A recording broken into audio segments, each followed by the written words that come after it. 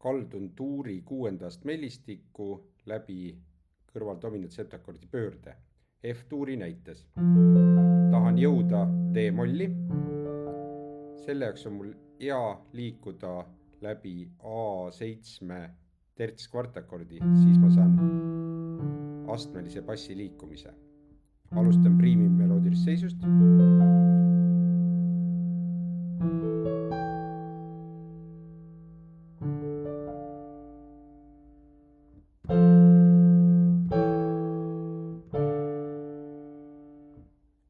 Alustades kvindi meloodilist seisust.